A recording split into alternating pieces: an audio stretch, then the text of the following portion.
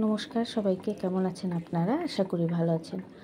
আজ মাংস এনেছিলাম, মাছও এনেছিলাম। তারপর প্রথমে মুড ছিল মাংস বানাবো বলে, তো হঠাৎ করে মন হলো যে না, আজকে মাছ খাবো, মাংসটা খাবো না। ইলিশ মাছ ছিল, ছোটোই ছিল কিন্তু খুব বড় ছিল না ইলিশটা, কিন্তু খুব দুর্দান্ত টেস্টও ছিল আর গন্ধও খুব ভালো ছিল। এমন না যে ছোটো বলে গন্ধ নেই বা কেমন, তেমন না। বেশ বড় বড় পিস করে কাটা হয়েছিল।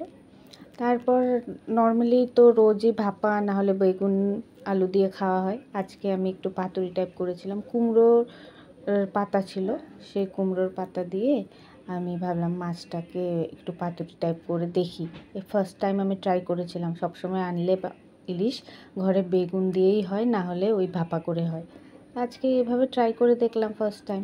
আমি কুমড়ো পাতাগুলোকে নুন দিয়ে ভালো করে মেখে মেখে রেখেছিলাম। তারপরে সেটাকে তুলে চিপে নিয়ে এইভাবে মাছটাকে দিয়ে মশলাগুলোকে দিয়ে সর্ষে বাটা, একটু পেঁয়াজ দিয়েছিলাম আমি, আর কাঁচা লঙ্কা, আর অন্য কিছু দিইনি। তাতে কিছুটা কাঁচা লঙ্কা চেরা দিয়ে একটু ওপর থেকে তেল দিয়ে সেটাকে ভালোভাবে বেঁধে নিয়েছিলাম।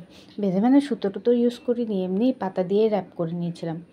নিয়ে সেটাকে ভালোভাবে এইভাবে বন্ধ করে দুটো দুটো পাতা নিয়েছিলাম, না হলে তো হবে না, পুড়ে গেলে তো আর হয়েছে খাওয়াই বরবাদ।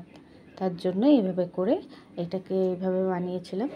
বানিয়ে তো কড়াই গরম করে সেটার মধ্যে তেল দিয়ে একদম হালকা আছে, খুব বেশি স্টিম দিয়ে না, হালকা আছে, এটাকে ভেজে নিয়েছিলাম।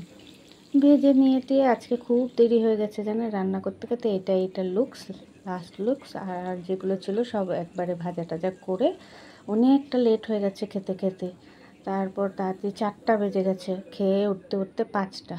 আর একজন আমাদের বাড়িতে এসব খায় না ভাপা টাপা, তার জন্য প্রথমে ভুলেই গেছিলাম, ওই ভাপার মধ্যে দিয়ে দিয়েছিলাম। তারপর সেটাকে আবার খুলে তারপর ভাজা করেছি, খেতে বসেছি। রবিবার দিন কেন জানি না নিচে বসে খেতে আমার খুব ভালো লাগে। এই দেখুন লাস্ট এইভাবে এই রকম হয়েছিল।